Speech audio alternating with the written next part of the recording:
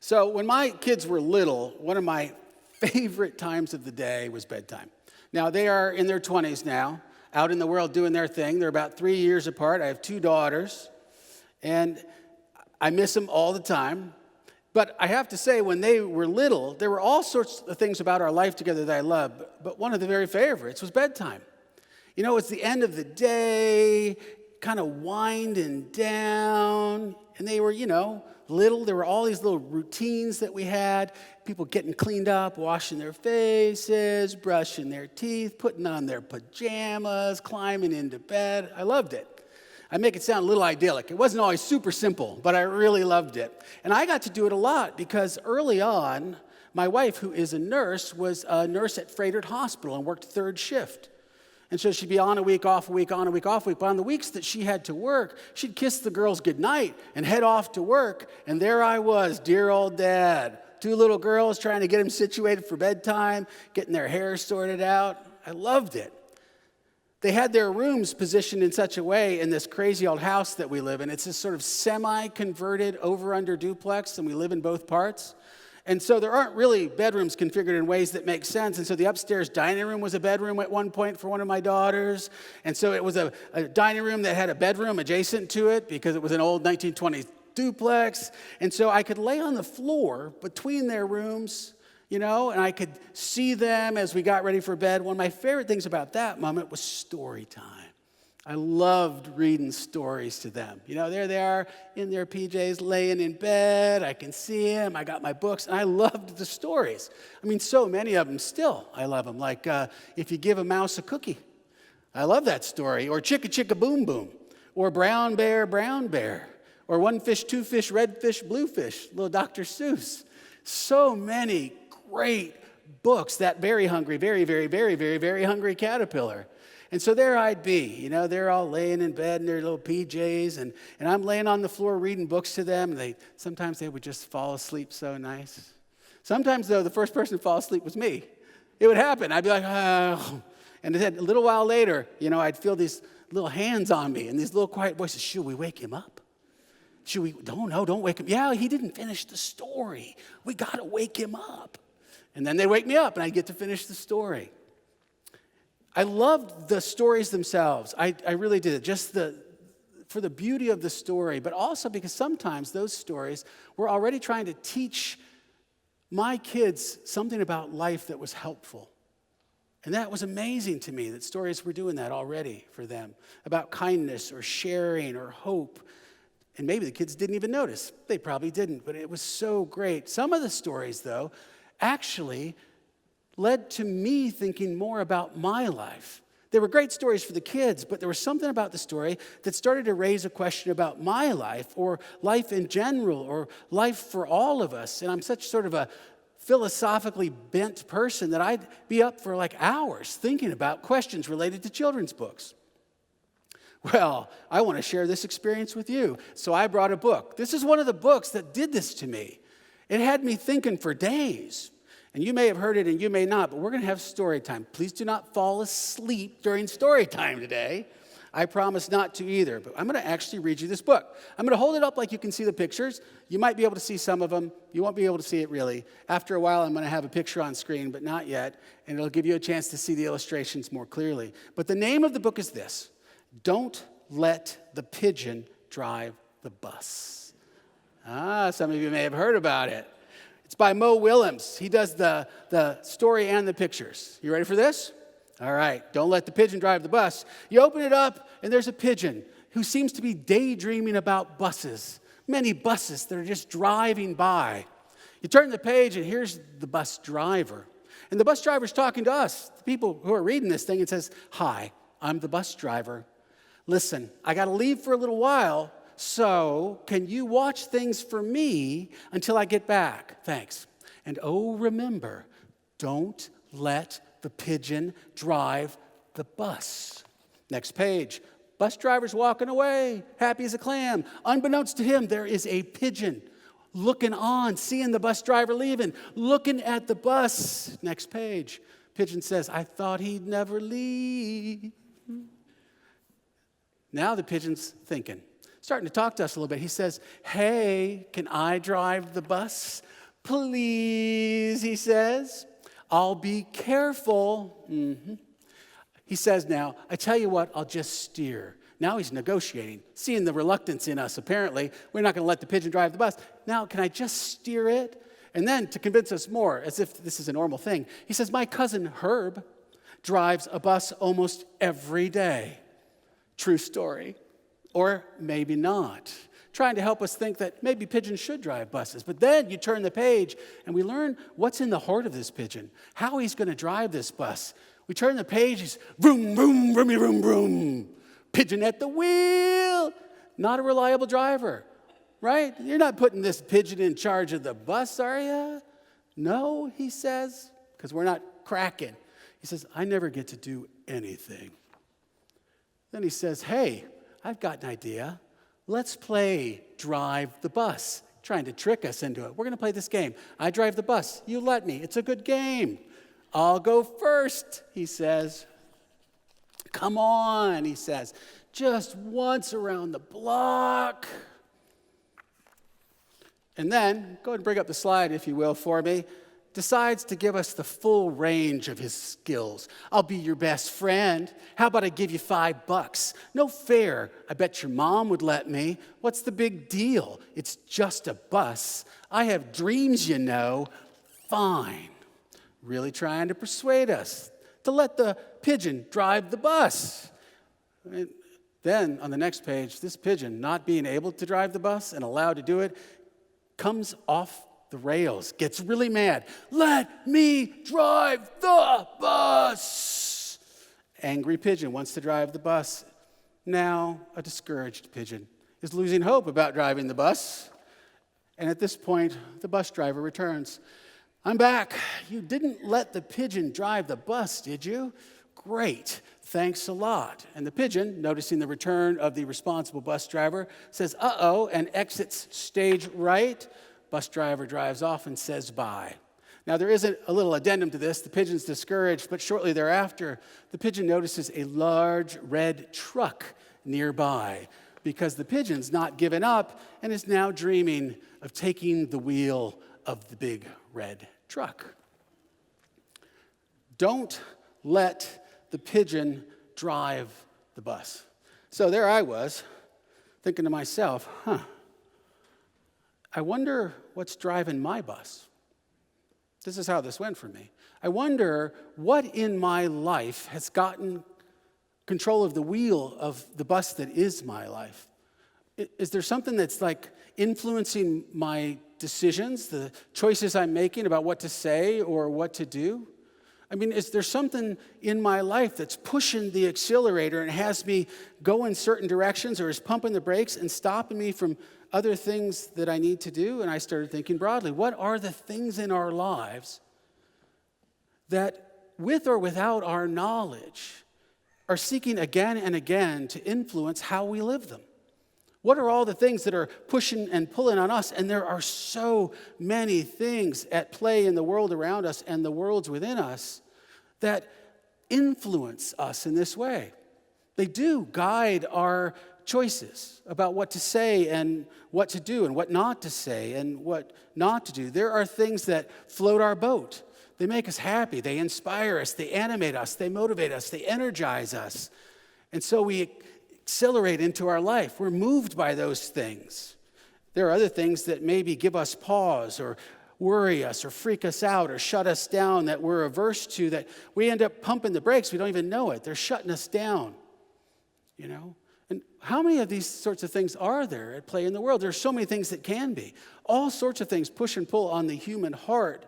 What if we are not even aware of why we're doing the things that we're doing? I mean, it's like there are times in our lives where we're on sort of an autopilot, aren't we? I mean, we're busy. We're making ends meet.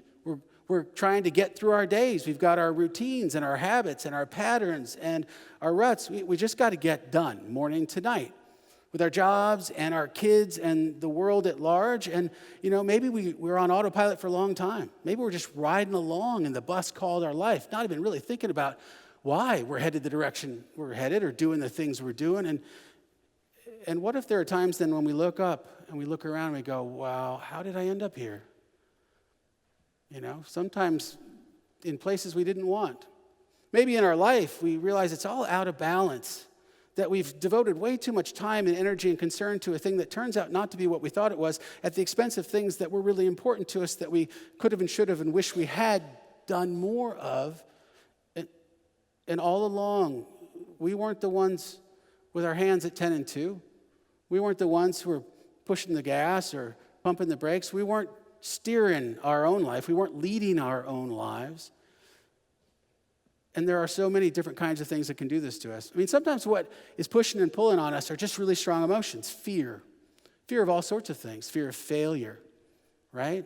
Fear of insecurity in the world, or hunger, or fear of illness, or fear of death that are driving us. We don't even know that we're so afraid or worried or anxious, or maybe we do. Or maybe it's an anger. Maybe anger gets control of our hearts and minds and words and choices and our bus a lot. Maybe that's it. Maybe it's the need we have for security or approval. Maybe it's the opinions of others. Maybe what we most need is to be liked or to belong to something. Maybe what we most want is to feel loved. And all these things and are vying for control of our lives. And sometimes the things that push and pull on us maybe aren't so terribly dangerous or harmful, but sometimes maybe they are. Maybe there is something pushing and pulling on us that's like an addiction, that's taking control of our lives in a way that we've lost control of them. We've lost our sense of being at the wheel of our own life. And maybe sometimes the consequences of this can be more serious than we hope. So about 30 years ago, I was the executive director of this little nonprofit in Durham, North Carolina. Big title, small job. I had gone through college and gotten out, and then I'd done some other stuff, and I'd gone to seminary for the first time to study to be a pastor, and realizing that was a bad plan for me. Couldn't do it, wouldn't do it, didn't do it. And then I had other jobs, and so I ended up in this one. And I ended up on an airplane flying from North America to India. And I was on that airplane because this was my first leadership role, and I had been asked to try to get a clear sense of the mission of the organization in ways that could give it clarity in its decision-making and a sense of vitality in the ways that we were able to generate interest and funds for the work that it did. And what this organization did was work with some of the poorest among the poor in lots of developing nations and find the artisanal groups, the folks who were making traditional crafts. And we're trying to have a subsistence living come from that and to help them understand what their products could mean for their lives and how to get those into the hands of people who would buy them without anybody in the middle taking any profits at all. This was the idea. Anyway, I ended up on this airplane to India. Now, this is 30 years ago. There weren't cell phones at that point. There wasn't Wi-Fi. This plane didn't even have the TVs on the back of the seats. You were just sitting there in your seat, right? Hour after hour. And I ended up sitting next to somebody. And we were there beside each other for a long time between all the different meal services. And on this occasion, we ended up in conversation. And the conversation got a little bit real. This happens to me sometimes because maybe I just have a really nice face. Or these gentle brown eyes. Always nice, yeah. People feel like they should talk to me and they can.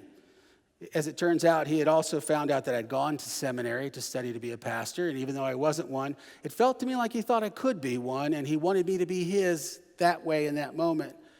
And he started talking about his life, and it was a tragic story. It was a cats in the cradle kind of story, if you know what I mean by that.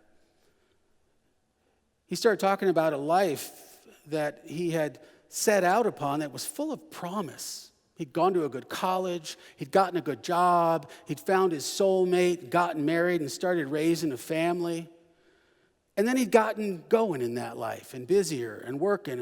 He was very successful. He'd moved his way up the corporate chain. He'd gotten to the point where he was the CEO of a small but very successful company. He was probably in his early 50s at that point. But that recently, everything had begun to come undone. Everything. That his relationship with his now teenage, semi-adult kids was hard for him to understand, so rocky. He realized, though, as he looked at it, that he had missed out on all these moments with them over the years. And his relationship with his partner, with his wife, was full of resentment and anxiety and frustration and disappointment. And that this work that he was doing that had been so important to him and was consuming so much of his time, as he began to look at it more deeply, it turned out didn't really matter to him.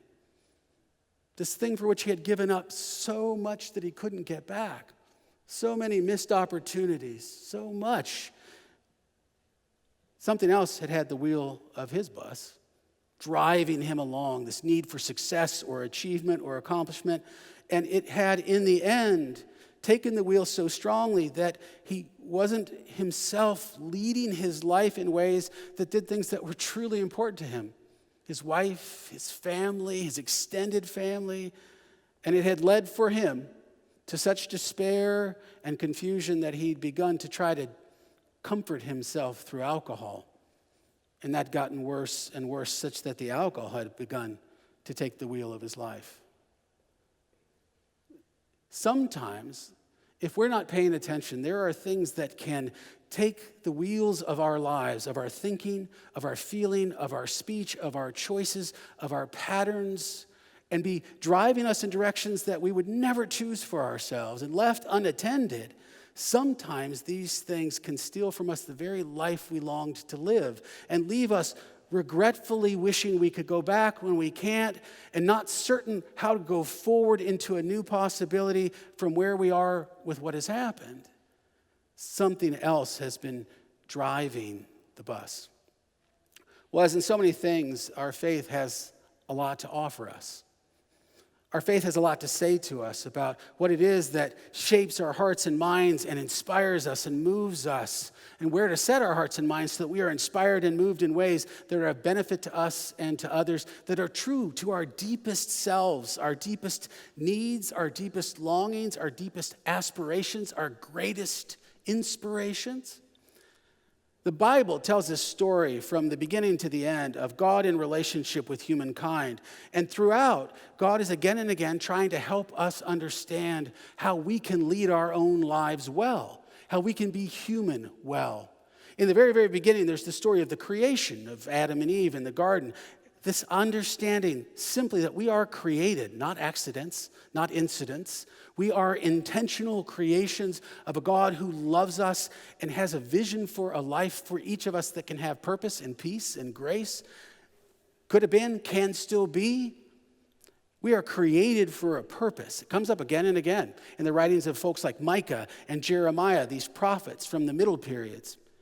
And again, God sends messengers to people to help them remember how to live their life with a sense of purpose and hope and passion, with principles and with priorities that are aligned to our deepest values and our greatest longings, what it means to be fully alive and fully human.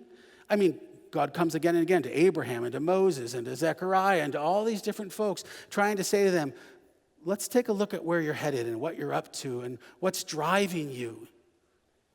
Again and again and again. Consider the gospel for today, too. We find ourselves with Jesus, and it's at the very beginning of his ministry. So this is after he's baptized. He's been in the desert where he's faced some temptations, and now he's just about to embark on this whole journey of bringing God's life into the world. So he goes to the synagogue one day, and he's in the synagogue there, and he's asked to read. And so they hand him the scroll of the prophet Isaiah, right?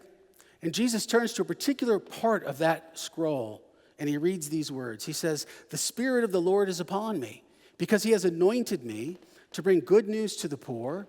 He has sent me to proclaim release to the captives and recovery of sight to the blind, to set free those who are oppressed, to proclaim the year of the Lord's favor."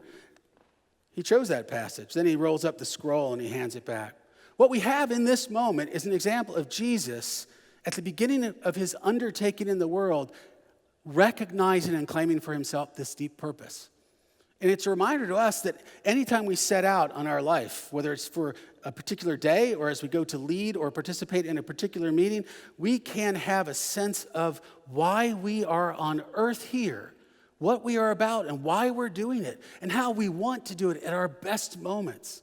That at any moment we can once again have this sense of guiding purpose so that our life has meaning. And we don't end up in places we didn't mean to. We cause less harm and we experience more joy, but we need to have this sense of purpose, principles and passions that are true for us so that we're not missing opportunities and losing time and arriving at places we didn't mean to and causing harm that we did not intend. Jesus, too, in his life shows us again and again how to come back to these touchstones, to remember who we are and whose we are and why we live and what we want our life to look like. He would step out of the flow of things all the time, walk away from what was going on, all the demands, all the busyness and the hurriedness and the distractions, to spend time with God, to spend time away from all of that, and again would come back from those moments clear in his work in the world. There are other times in the life of Jesus where there are folks who tried to get control of the wheel of his bus. The scribes and the Pharisees saying, you can't do that, don't do that, you shouldn't do that. And Jesus again and again letting them know by telling them why he is there. That he is there for a purpose of grace and peace. Again, Jesus comes back to his own purpose, not the expectations or the intentions of others for us in our lives, but the ones that speak to us deeply. And even when his own disciples kept trying to interfere with what he was about, all these kids are coming to Jesus. And they're like, get these kids out of here. He's a busy man. He's trying to change the universe. And he's like, no. This is what I'm about. Bring these kids here. Or when Jesus starts to share with them that he's going to have to go to the cross and give up his life to save everyone else's, they're like, no. He says, get behind me. Again and again, as things try to take the wheel of Jesus' life, he again remembers why he's there and what his life can be, and begins again. You know, in our own lives, that can be something for us, again, this week. We could actually just sit down and take a moment, like a piece of paper, and write down what's going on in my life. In the first place, we could just become aware of the forces that are pushing and pulling. What is gotcha? What's floating your boat or got your goat? What's pushing and pulling on you right now? Strong feelings, expectations, whatever it is, so you know what's pumping your brakes, hitting your gas, and steering your wheel. Just to know it is the beginning of transformation and liberation. And then to be able to get a sense as to who you are and what's important to you. And it doesn't have to be a 10-step mission statement. Maybe it's just, I'm going to love my people well. I'm going to try to do something creative every day. I'm going to leave people, all the people I meet, a little bit better than I found them. Purpose, mission. I'm going to love my God. I'm going to love some other people. Maybe just to write some of that stuff down and to put it somewhere where you remember it every day as you get up and go and do your due. And as always, as people of faith, to let whatever you write down on your Post-it note or your piece of paper about who you are and what matters to you and why you're alive and what you're going to do next, to let that be informed by the God who loves you, who's created you for a purpose, a beautiful one, who's called you to a purpose, an important one, that can be made real in all the little stuff of every day. It's good if we don't let the pigeons, all the different pigeons, drive the bus. Please pray with me. Holy One, life is cool. Life is complicated. So many ways, there are things that push and pull on us, that try to shape, inspire, control how we think or feel or what we do. Sometimes we lose track of who we are and where we're headed and what's important to us. Help us this week to take a little time to step back and to see what's pushing and pulling and to see if that's important to us, to find out what truly is, and to remember that in all these things that you have created us with purpose and with passion because you love us and that we've been called to a purpose that could change our lives. In your name we pray. Amen. Please stand for the hymn of the day.